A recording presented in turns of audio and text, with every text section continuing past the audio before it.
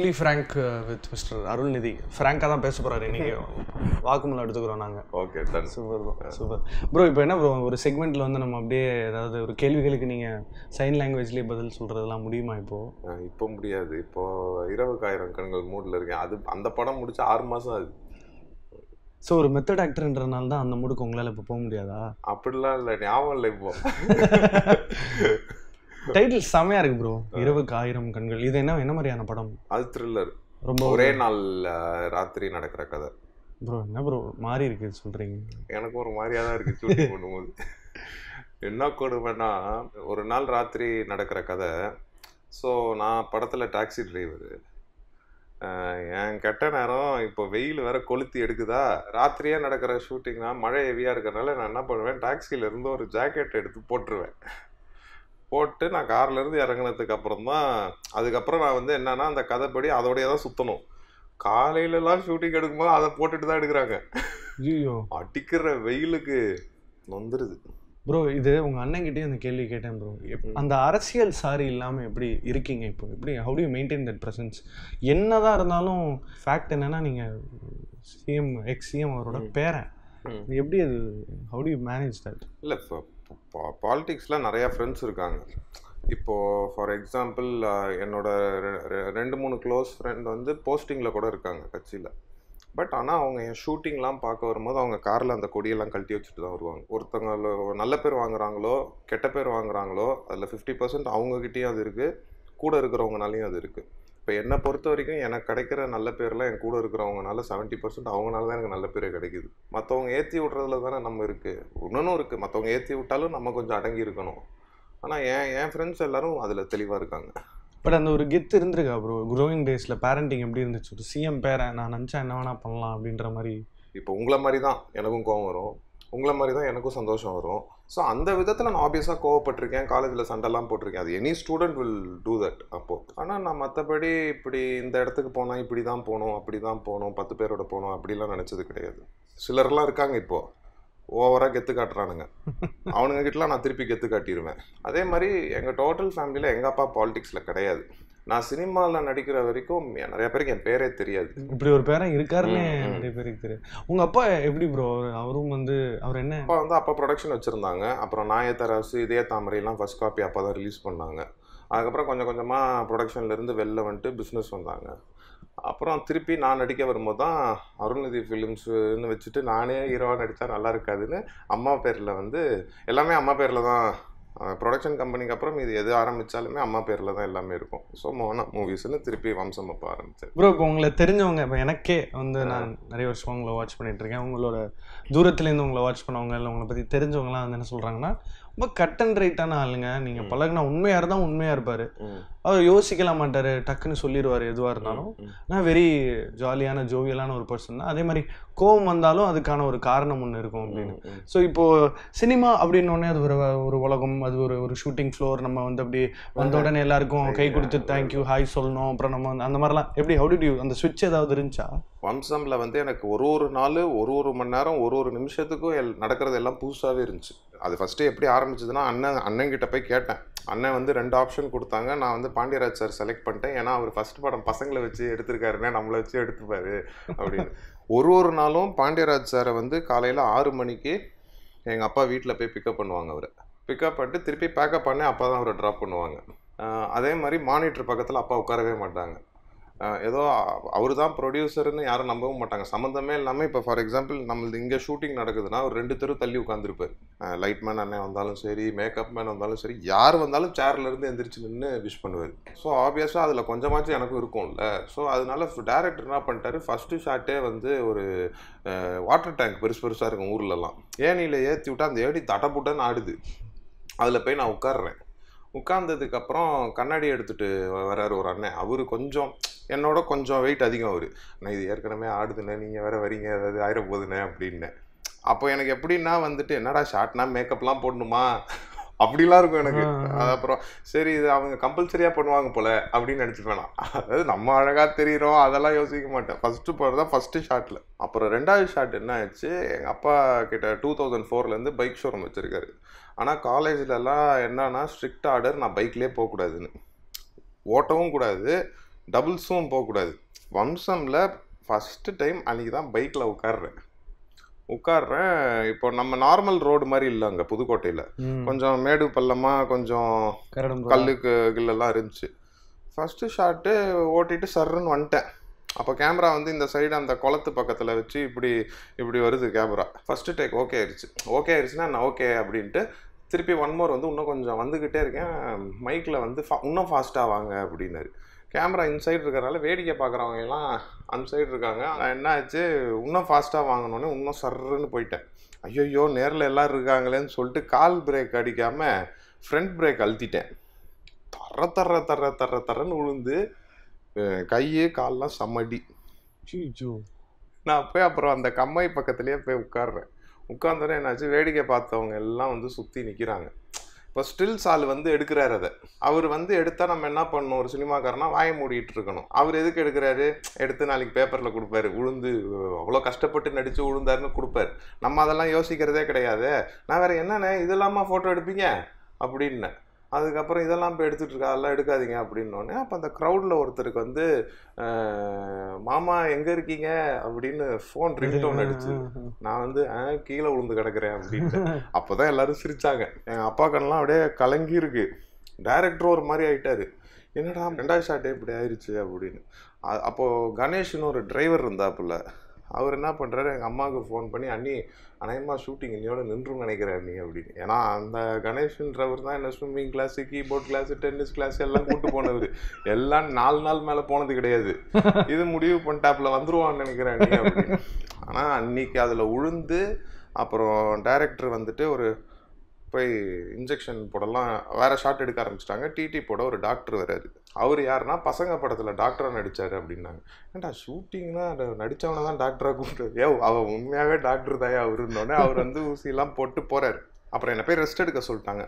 ஆனால் டைரக்டர் மட்டும் அது என்ன நினச்சாரு ஏதுன்னு தெரியல. ஏன்னா அதுக்கு முன்னாடி அவர் என் கூட நல்லா பேசி பழகியிருக்காரு ஒரு 2 வீக்ஸு.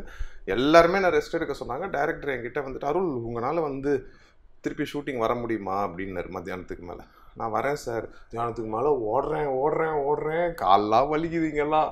6 மணி வரைக்கும் அன்னைக்கு ஓடின ஓட்டம் தான். அன்னைக்கு ஏதாவது நான் வந்து யோசிச்சிருந்தேன்னா இன்னைக்கு இவ்வளோ தூரம் கண்டிப்பாக வந்திருக்காது. அதுக்கு அடுத்த நாளே வந்து கம்மாயில் இறக்கி விட்டாங்க. அந்த கம்மாயில் இறங்கினோடனே அப்போவே எனக்கு அந்த இன்சிடெண்ட்லாம் இன்னும் ஞாபகம் இருக்குது. கம்மாயில் இறக்கி விட்டாங்க. அந்த கம்மாயில் வந்து என் இடுப்பளவு கூட இல்லை தண்ணி. பக்கத்தில் ஒரு லைட்மேன் இருக்கார்.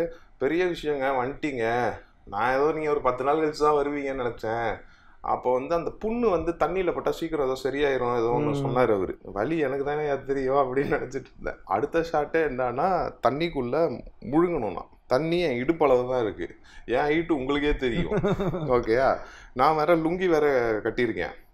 நான் ஃபுல்லாக கஷ்டப்பட்டு முழுகுனா அது வேற இதுங்க பில்டப் ஷாட்டுங்க. அது தண்ணியெல்லாம் அப்படியே தெரிச்சுக்கிட்டு நான் திரும்பி பார்க்கணும், இதெல்லாம் உனக்கு தேவையாடா அப்படின்னு இருந்துச்சு.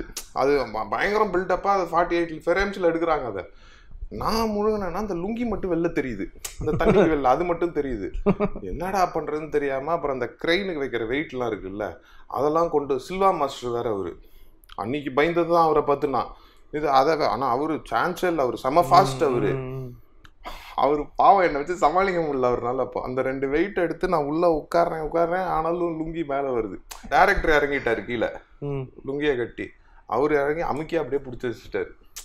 அப்புறம் வந்து ஹீரோயிசமாக நடந்து வான்றாங்க அந்த தண்ணிக்குள்ளே இருந்து. சேத்துல முக்குது பிரதர் காலு. சேத்துல எப்படி இருக்கும் அது, தண்ணி வேற உள்ள போகும் காலு. வாயா, எனக்கு ஒன்றும் புரியல. என்ன ஷார்ட்டு 48ல் வச்சா நீ ஏன் 48ல் நடந்து வரேன்றாங்க. அங்கே சேரா இருக்குங்க. அந்த படத்துல வந்து எனக்கு எல்லாமே புதுசா இருந்துச்சு. அப்புறம் தான் புரிஞ்சுக்கிட்டாலும் என்னோட கேரக்டர் அதே தான். இப்போ கூட அந்த ஒரு இன்னசென்ஸ் கலந்த ஒரு தெளிவு எப்பவுமே ரிஃப்ளெக்ட் ஆகிட்டே இருக்கு. பதில்ல கூட வேற ஒருத்தங்க கேட்டாங்க, இது மாதிரி இப்படி தான் எப்பவுமே இருப்பீங்களா இல்லை இன்டர்வியூவில் மட்டும் இப்படி இருக்கீங்களா? நான் சொன்னேன், நீங்கள் வேணா எல்லா இடத்துலையும் கேமரா வைங்க பார்த்துக்கோங்க அப்படின்னு. கேமரா எங்கெல்லாம் வைக்கணுமோ அங்கே மட்டும் வைங்க. ப்ரோ இப்போ நான் உங்களை வந்து ஃபர்ஸ்ட் நான் டிமாண்டி காலனி பார்த்துட்டு ட்வீட் போடும் போதே சொல்லியிருந்தேன். அபய் டியால் மாதிரி இவரும் வந்து ரொம்ப அந்த ஃபேமிலியில் நிறைய பேர் சினிமாவோட சம்மந்தப்பட்டிருந்தாலும் இவருக்குன்னு ஒரு தனித்துவம் இருக்கு. ரொம்ப செலக்டிவாக தான் படங்கள் பண்ணுவார். அது அது பிஹைண்ட் வுட்ஸில் வந்துச்சு. அது பிஹைண்ட் வுட்ஸில் நீங்கள் தான் அதை போட்டிருந்தீங்க. ஒருத்தர் டேக் பண்ணியிருந்தான், சரி இது நம்மளே பெருமை பீத்த கலைய மாதிரி டேக் பண்ணியிருக்காங்க. அப்புறம் என்ன பண்ணிட்டேன், அந்த டேகை ரிமூவ் பண்ணிட்டேன். ஆனால் டெய்லி அந்த ஃபோட்டோ போய் பார்ப்பேன், எத்தனை லைக்கு எத்தனை கமெண்ட். ஸோ எப்படி ப்ரோ என்ன சினிமாக்கான அந்த ஒரு அண்டர்ஸ்டாண்டிங் எப்படி வந்துச்சு? ஏன் குறைவான தவறான படங்கள் தான் பண்ணியிருக்கீங்க? நல்ல அண்டர்ஸ்டாண்டிங் ஸ்கிரிப்ட். அது அந்த குறைவான தவறான படங்களோட இருக்கணுன்றதுக்காக தான் மெனக்கெட்டு அது குறைவாகவே இருக்கட்டும்ன்ற இது ஒரு ஸ்கிரிப்ட் கேட்கும் போதும் இருக்கும். தப்பான படம் பண்ணிடக்கூடாது, எந்த கதை பண்ணக்கூடாதுன்றதுல நான் தெளிவாக இருக்கேன். ஒரு 10 கதை வந்துடுது, அந்த 10ல் வந்து என்னன்னா ஸ்க்ரீன் பிளே நல்லா இருக்கணும். இப்போ நிறைய பேர் வந்து சொல்கிற விஷயத்தையே திருப்பி சொன்னால் கூட ஸ்க்ரீன் பிளே நல்லா இருந்துச்சுன்னா பிடிக்க ஆரம்பிச்சிருது. ஏன்னா உங்களுக்கு சுற்றி கித்தி வந்தீங்கன்னா ஒரு 10 கதை தான் இருக்குது ஊரில். ஸோ அதனால ஒரு குறிப்பிட்ட வட்டத்துக்குள்ளே தான் இருக்குது. அதை யார் யார் என்னென்ன ஸ்க்ரீன் பிளேயில் எடுக்கிறாங்களோ, என்ன ஃபாஸ்ட்டில் எடுக்கிறாங்களோ அந்த மாதிரி தான். இப்போ கிரிட்டிக் சைடில் கொஞ்சம் அண்டர் பிளே பண்ணுறீங்கன்ற மாதிரியான ஒரு இல்லை, அண்டர் பிளே பண்ணுறாருன்னா பெர்ஃபார்மன்ஸில் கொஞ்சம் டோன் டவுன் பண்ணிக்கிறாரு அவரை இன்னும் கொஞ்சம். I'm not talking about the expressions. கொஞ்சம் ஓவராலாகவே ரொம்ப சினிமா தன்மை இருக்க வேண்டிய இடத்துல இருக்கும். But sometimes you go down a bit, கொஞ்சம் அண்டர் பிளே பண்ணுற கொஞ்சம் சட்டிலிட்டி. செட்டில்டாக பண்ணுறது தான் எனக்கு பெட்டர். இப்போது 6வது சினத்தில் என்னன்னா நான் ஒரு ஆல்கஹாலிக்காக மாறிடுறேன். எதனால மாறுறேன்? ஃபேமிலி இழந்துடுறேன். படத்தில் வந்து நான் காலங்காத்தால் டாஸ்மார்க் 6 மணிக்கு ஓப்பன் பண்ணோன்னே க்யூவில் நின்று சண்டை போட்டு அதை வாங்கி குடிக்கல. நான் வந்து ஒரு டிப்ரெஷனில் இருக்கேன், ஒரு அளவுக்கு சம்பாதிச்ச ஒரு காப்பு, ஒரு நல்ல நிலைமையில் இருந்த காப்பு. நான் வந்து எல்லாம் போய் நான் அதை பண்ண முடியுமா? அது நான் செட்டிலாக தான் பண்ண முடியும். என்னதான் இருந்தாலும் அந்த பிரெட்டில் அந்த காப்புன்னு ஓடின இது ஓகேயா. ஸோ அதை அசால்ட்டாக தான் பண்ண சொன்னார் டைரக்டர். அதையும் நான் கொஞ்சம் செட்டில்டாக தான் பண்ணேன். ரெண்டாவது என் டைரக்டர்ஸு அதுதான் ப்ரிஃபர் பண்ணுறாங்க. அறிவழகன் சார்கிட்டையும் சரி, இப்போ மாறன்கிட்டையும் சரி, மாறன் சார் இப்போ இந்த 20,000 கண்கள் பண்ணுறவர்கிட்டையும் சரி, என்னன்னா நீங்கள் ஒரு சீக்வன்ஸ் சொன்னீங்கன்னா அது எனக்கு ஓவராக பண்ண தெரியாது. ஓவராகவும் பண்ணலாம். ரெண்டாவது பெட்டர்மெண்ட் பண்ணுவாங்கல்ல, லைக் நம்ம ஒன்று நினைப்போம், அது இன்னும் பயங்கரமாக வரும். அந்த அளவுக்கு எனக்கு பண்ண தெரியாது. ஸோ இந்த மானிட்டர்லாம் போய் இருங்க, பேச விடக்கூடாது. எனக்கு ஒரு டவுட்டுங்க. இப்போ உங்களோட ஆக்டிங் நீங்கள் என்ன இப்போ ஃபார் எக்ஸாம்பிள் இல்லை என்னன்னா ஓவராகவும் பண்ண முடியாது. சிலர் இம்ப்ரவைஸ் பண்ணுவாங்கல்ல பயங்கரமாக, எனக்கு அந்த மாதிரியும் பண்ண தெரியாது. நான் நீங்கள் என்ன கேட்குறீங்களோ கன்ஃபார்மாக அது கம்மியாக பண்ண மாட்டேன். உங்களை சாட்டிஸ்ஃபை பண்ணுற அளவு இருக்கும்னு நான் சொல்லிடுவேன். இந்த நீங்கள் சொன்னது வந்து மானிட்டர் வந்து நான் பயங்கரமாக பார்ப்பேங்க. ஆனால் இந்த பிருந்தாவனத்துலேருந்து அது நின்று போச்சு. ஏன்? பிருந்தாவனம்ல என்ன ஆச்சுன்னா சைன் லாங்குவேஜ் பண்ணுறேன். இப்போ நான் டைலாக் பேசுகிறது எனக்கு மற்ற எல்லா படத்துலையும் பழகிருச்சு. ஸோ நான் மானிட்டரை போய் பார்க்கும்போது எனக்கு தெரியும் என்ன பண்ணுது. இது போய் சைன் லாங்குவேஜ் பண்ணும்போது நான் பர்ஃபார்மன்ஸ் எல்லாம் விட்டு சைனை ஒழுங்காக பண்ணுறேனாலே பார்ப்பேன். டைரக்டர் வந்து கூப்பிட்டு சொல்லிட்டாரு, இங்கே பாருப்பா நீ நல்லா பண்ணுற, உன் பிரச்சனையே உனக்கே உன் மேலே டவுட்டுன்ட்டாரு. அன்னிலேருந்து நான் மானிட்டரே பார்க்கல. அதே மாதிரி நான் அதிகமாக சிங்கிள் டேக்கில் ஓகே ஆனது எனக்கு பிருந்தாவனத்தில் தான். என் அசிஸ்டண்ட்லாம் ஷாக் ஆகிட்டாங்க, 1 டேக்லலாம் நடிக்கிறாப்புல 2 லட்சத்தில் இருக்க போதும் அப்படின்னு சொன்னாங்க. அவங்க வம்சத்துலேருந்து பார்க்குறாங்கல்ல, வம்சத்துலலாம் நம்ம ஏன்றதுக்கே ஒரு 10 டேக்கு, அந்த மலரு பிள்ளை அப்படின்னு கூப்பிடணும், அதுக்கு ஒரு 10-15 டேக் போகும். அதே மாதிரி அந்த பொண்ணுக்கிட்ட ஹைபிஸ்கஸ் ரோஜா சைனசஸ்லாம் ரொம்ப பிடிக்குமோன்னு கேட்கணும். அதை வந்து 360 டிகிரியில் கேமரா வச்சு எடுக்கிறாங்க. எனக்கு ஒரு இதுலேயும் 10 டேக்கு. அது என்னன்னா முதல் படம்ன்றது கான்ஷியஸ்னஸ் தெரியக்கூடாது அப்படின்றதுக்காக டைரக்டர் இது பண்ணுது. இந்த படத்தில் நான் பார்ப்போம் எல்லாமே எனக்கு தெரிஞ்ச ஒரு 75% to 80% சிங்கிள் டேக். சரி ப்ரோ, இந்த ஆக்டிங்கில் வந்து நம்மளை தயார் பண்ணிக்கணும், நம்ம இன்னும் இந்த மாதிரிலாம் எக்ஸ்பிரஸ் பண்ண கற்றுக்கணும், நம்ம இந்த பாடி லாங்குவேஜ் ஸ்டடி பண்ணணும், அந்த மாதிரி சில பேர் கான்ஷியஸாக எஃபர்ட் எடுத்து ரொம்ப அகாடமிக்காக அப்ரோச் பண்ணுவாங்க ஆக்டிங். நீங்கள் இப்போ டக்குன்னு வம்சம் போது சொல்கிறீங்க எதுவுமே you did know what was happening around. So இப்போ காலப்போக்கில் வர படங்களே உங்களை நிறைய செதுக்கி இருக்கு. பட் இப்போ கான்ஷியஸாக ஏதாவது எஃபர்ட்டு? இல்லை, பிருந்தாவனமுக்கு நான் ரிஹர்சல் பண்ணேன். அதில் நான் ரிஹர்சல் பண்ணது வந்து எமோஷன்லாம் நான் ரிஹர்சல் பண்ணல, சைன் லாங்குவேஜ் கற்றுக்கிட்டேன். அதுக்கப்புறம் வந்து எனக்கு வாய் பேச முடியாமல் காது கேட்க முடியாமல் இருந்தால் நான் என்ன பண்ணுவேன், என் உடம்புக்கு ஏற்ற மாதிரி தான் நான் பண்ண முடியும். அதை நான் ஃபாலோ பண்ணேன் இந்த படத்தில். அது வந்து எனக்கு நேச்சுரலாக அமையும் அப்போ தான். ஏன்னா நான் வேறு ஏதாவது ட்ரை பண்ணனா மாட்டிப்பேன். இப்போ அதுவும் என்னை இப்படி பார்த்து செட் ஆயிடுச்சு. நான் இப்போ திடீர்னு ஏதாவது பண்ணேன்னு வைங்க, செட்டும் ஆகாது. இப்போ நாளைக்கே கண்ணு தெரியாத ரோல் பண்ணேன்னா உண்மையாகவே நான் கண்ணு தெரியலன்னா நான் எப்படி இருப்பேன், அந்த மாதிரி தான் நான் பண்ண முடியும். நான் வந்து உன்னனு கண்ணு தெரியாதவன் எப்படி பண்ணியிருக்கான்னு பார்த்துட்டு நான் பண்ண முடியாது. பட் கண்ணு தெரியாதவங்களுக்கு என்னென்ன ஆக்டிவிட்டிஸ் இருக்குன்றதை நான் கவனிச்சு தான் ஆகணும். ராதாமோகன் வந்து த்ரோட்டாக அவரோட கெரியரில் வந்து எல்லா படங்களுமே பார்க்கும்போது, இப்போ நம்ம தேட்டரில் மற்றவங்க பார்க்குறத நம்ம அப்படி பார்க்கும்போது கான்ஸ்டண்ட்டாக அப்படி ஒரு சிரிப்பு ஃபேஸில் இருந்துகிட்டே இருக்கும். எனக்கு என்னமோ அதுதான் ஒரு மிகப்பெரிய சேலஞ்ச் ஒரு ஃபில்ம் மேக்கருக்கு. ஸோ பிருந்தாவனம் வந்து எப்படி how soulful and heart warming it is. ரொம்ப க்ளோஸ் ஆனவங்க வந்து ஒரு சோகமான மூடில் இருக்காங்கன்னு வைங்க, கண்ணிலேருந்து அழுக வருது, இது வருது, நம்ம அழுவாத, இவ்வளோ சொல்லிக்கிட்டே இருக்கேன், அழுவாதன்றேன், அழுதுகிட்டே இருக்கேன் அப்படின்னு சொல்லிட்டு அவங்க அந்த அழுதுட்டு இருக்கிறவங்கள டக்குன்னு சிரிக்க வைக்கிறதுக்காக நம்ம ஒரு விஷயம் பண்ணுவோம். அப்போ வந்து அவங்கள டக்குன்னு பார்த்தீங்கன்னா சிரிச்சிருவாங்க. சிரிச்சுக்கிட்டே இருக்கும்போது கண்ணிலேருந்து தண்ணி வந்துக்கிட்டே இருக்கும். இந்த படம் அப்படி இருக்கும். அப்படி ஒரு எக்ஸ்பிளனேஷன் ப்ரோ. உண்மையாகவே அது அப்படி எனக்கு இந்த எக்ஸ்பிளனேஷன் வந்ததே எனக்கு அந்த படத்தை பார்த்தனால தான் எனக்கு அது சொல்ல தோணுது. ஸோ எப்படி ப்ரோ இருந்துச்சு பேசாமல் ஒரு படம் போது? Did you understand what people who can't talk go through, or how was it to? ஒருத்தர் எனக்கு தெரிஞ்ச ஒரு படத்தை பார்த்தாரு, சூப்பராக இருக்கு, ஆனால் டேரக்டர் எப்படியோ நான் பேசாமையே வேலை வாங்கினேன்னு கேட்டார். என்னால் பேசாமல் இருக்க முடியாது ஆக்சுவலாக. ஆனால் நான் அந்த எப்போல்லாம் நான் வந்து பெர்ஃபார்ம் பண்ணணும், வாய் தவறி கூட நான் டைலாக் பேசல. அதை தான் சொல்கிறேன், டைரக்டர் சொன்னது கரெக்டு தான். எனக்கு பிரச்சனை என் மேலே எனக்கே டவுட், அவ்வளோதான். ஸோ த்ரோட்டாக ஆனால் எனக்கு அவ்வளோ டவுட் என் மேலே இருக்கிறனால தான் நான் ஒழுங்காக உருப்படியாக போயிட்டு இருக்கேன்.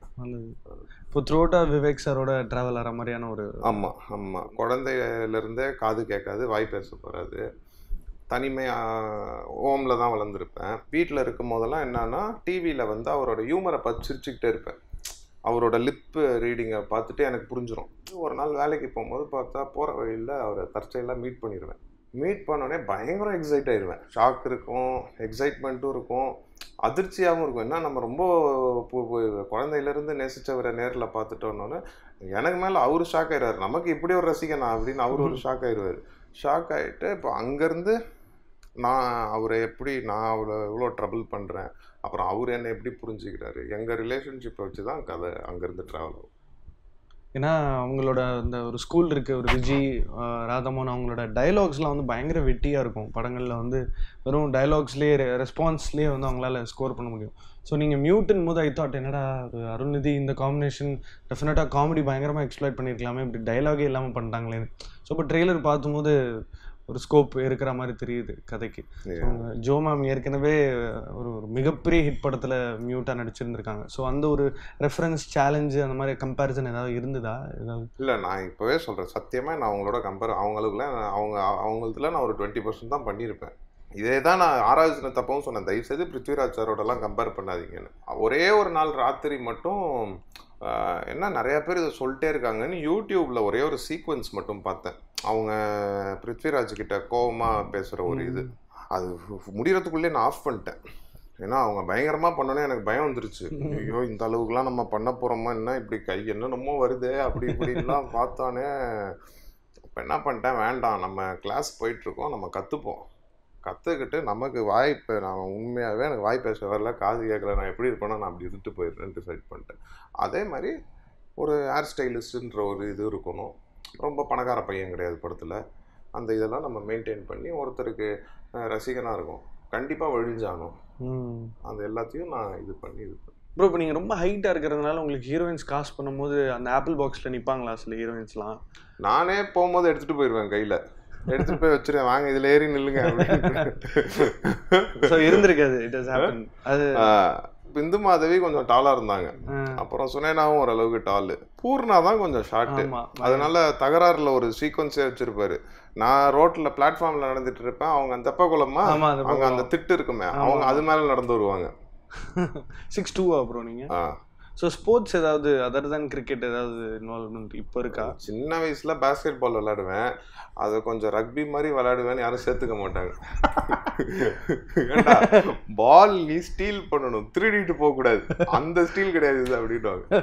இப்போ இந்த இரவுக்கு 1000 கண்கள் ஒரு த்ரூ அவுட்டாக நைட் ஷூட் போயிட்டுருக்கு, ஒரு உடம்புல இருக்கிற அந்த பயோ கிளாக்கே மாறுது. இப்போ சென்னை கிளைமேட்டை பற்றி பேசவே முடியல, அந்த லெவலில் இருக்குது இப்போது. ஸோ ஒன் நைட்குள்ளே நடக்கிற ஒரு படம் நைட் ஷூட்டுன்னு போது ஒரு நைட் ஷூட் என்ன டிமாண்ட் பண்ணுது ஒரு ஆர்டிஸ்ட்லேருந்து? What happens to you personally? ஒரு இல்லை, நம்ம அப்படியே அதை மாற்றணும். இப்போ நான் மார்னிங் 9 to 6 ஷூட்னா ஈவினிங் வந்துட்டு ஒரு 8 9க்கு தூங்கிடுறோம். ஒரு 12 ஹவர்ஸ் ரெஸ்ட்டு கண்டிப்பாக தேவை. என்னால் வந்து மார்னிங் 9லேருந்து நைட்டு 2 வரைக்கும் பண்ணிட்டு திருப்பி போய் அடுத்த நாள் காலைல 9க்கு என்னால் முடியாது. அது எனக்கு அது முடியாது. இந்த சென்ஸ் ஓவர் டயரிங் ஆயிரும் எனக்கு. பட் ஆனால் இப்போ நிறையா பேர் வந்து மார்னிங் 9லேருந்து நைட்டு 2 திருப்பி அடுத்த நாள் காலைல 9க்கு போகிறவங்கலாம் இருக்காங்க. எனக்கு தெரிஞ்சு இப்போ அறிவழகன் சார் கூட சொன்னார், இது மாதிரி அருண் விஜய் சார் வந்து ஏதோ 48 ஹவர்ஸோ ஏதோ ஷூட் பண்ணாங்க அப்படின்னு. நான் அதிர்ச்சி ஆகிட்டேன் அதை படிச்சுட்டு. அப்போ அறிவழகன் சார் நினச்சிருப்பார்ல, அருள்ல என்ன வரான் போகிறான் இங்கே பாரு, அப்படி யோசித்தேன் நான். அடுத்தது நம்ம அதுக்கும் தயாராகணும், என்னைக்கோ ஒரு நாள் அப்படி பண்ண வேண்டியதும் வரும். ஹீரோஸே ப்ரொடியூசர்ஸ் ஆயிட்டாங்க. இப்போ கொலாபரேஷன்ஸ் இல்லை, ரைட்டிங் வைஸ் படங்களே வந்து ரிலீஸ் மட்டும்தான் படங்கள் நிறைய ஆகிட்டே இருக்கே தவிர இண்டஸ்ட்ரி பூம்காக வெயிட் பண்ணிட்டு இருக்கு. நிறைய பிரச்சனைகள் இருக்கு. ஸோ இதுக்கு நடுவில் எப்படி it's still good to be part of the industry, will you continue to make ஃபிலிம்ஸான்னு கேட்க மாட்டேன். How profitable it is, how genuine it is to continuously make films? இப்போது என் படத்தை பொறுத்த வரைக்கும் நான் வம்சம் வந்து கொஞ்சம் கிராண்டாக பண்ணோம். ஏன்னா லான்ச்சிங் மூவி அது வந்து ஒரு இன்வெஸ்ட்மெண்ட் மாதிரி அந்த படம் வெளியில் எல்லாருக்கும் தெரிய போகுது. பட் எனக்கு வந்து என்னென்னா, பாண்டியராஜ் சாருக்கு வந்து ஃபஸ்ட்டு படம் அவருக்கு நேஷ்னல் அவார்டு வாங்கினனால எனக்கு அந்த படம் பிஸ்னஸாகவும் நல்லா பண்ணுச்சு, ஓப்பனிங் இருந்துச்சு. அது வந்து because of Pandiraj sir. So எனக்கு லான்ச்சுக்கு அது நல்ல படமாக இருந்துச்சு. அதுக்கப்புறம் வந்து நான் வந்து பண்ண ஒரு நல்ல விஷயம் என்னென்னா, என்னோடய பிஸ்னஸ் என்ன, என்னோடய சேட்டலைட் என்ன, அதெல்லாம் தெரிஞ்சு அதுக்கு தகுந்த மாதிரி பட்ஜெட்டில் தான் நான் படங்கள் பண்ணிகிட்ருக்கேன். நான் யோசிக்கிறது என்னென்னா, ஒன்று எய்தர் பாக்ஸ் ஆஃபீஸ் ஹிட் ஆகணும், அப்படி ஆகலைன்னா அட்லீஸ்ட் படம் கெட்ட பேர் வாங்கிடக்கூடாது. ரெண்டுமே நடந்துச்சுன்னா டேமேஜ் ஆயிரும். என்னென்னா, இப்போ நாங்கள் போடுற கேஸ்டிங் வைஸே பார்த்தீங்கன்னா எங்களுக்கு பட்ஜெட்டுக்குள்ளே தான் வருது. இப்போ நானும் வந்து ஓஹோன்ற சம்பளம்லாம் நான் வாங்குறது கிடையாது. என்னோடய சம்பளங்கள் எல்லாமே வந்து என் பட்ஜெட்டை பேஸ் பண்ணி அதுக்கு என்னவோ அது மாதிரி தான் இருக்கும். நானும் வந்து இவ்வளோத்தா அவ்வளோத்தான்லாம் நான் கேட்க மாட்டேன். அது நான் கேட்குறது என்னென்னா, நான் இவ்வளோ நாள் வேலை பார்க்குறேன், அதுக்கு வந்து நியாயமாக ஏதாவது இருக்கணும் அப்படின்னு. அதோட கம்மியாக கொடுத்தாங்கன்னா கொடுக்குறவனுக்கே கொஞ்சம் கூச்சமாக இருக்கும். நிறைய ஆர்டிஸ்ட்டை பார்க்குறோம், பேசுகிறோம், பழகிறோம். Your clear cut approach is something that we want to learn from you. அது அவ்வளோவா? ஆமாம், டெஃபினட்டாக. ஏன்னா நம்ம எப்பவுமே உண்மையாக இருந்துட்டோம்னா நம்ம ஞாபகம் வச்சுக்கோ வேணாம் எப்போ எங்கே எதை சொன்னோம், யாரை ப்ளீஸ் பண்ணணும், அந்த மாதிரிலாம் கவலைகள் பிரச்சனைகள்லாம் இருக்கு இல்லை உங்ககிட்ட. So all the very best, keep doing the right films. So fully filmi சார்பில் ஃபுல்லி ஃப்ராங்க் வித் அருள்நதியை வந்து நாங்கள் எப்போவுமே ஆம்பரில் தான் முடிப்போம். உங்களுக்கே தெரியும். இது என்ன எனக்கு தருவீங்களான்னு யோசிச்சேங்கண்ணா. உங்களுக்கு தான் ப்ரோ, இது டெஃபினட்டாக. என்னங்க டிஷர்ட் தருவீங்கன்னா பேப்பர் தரேன் ப்ரோ. தக்லி பண்றாரு மிஸ்டர் அருள்நிதி. இது ஒரு போஸ்டரு ப்ரோ. இந்த தமிழ்நாட்டில் தமிழுக்கு நிறைய உயிர் கொடுத்தது உங்க தாத்தா அப்படின்னு போட்டு ஒரு டிஷர்ட் உங்களுக்காக. Super. Thank you so much bro. All the very best. நன்றி, வணக்கம்.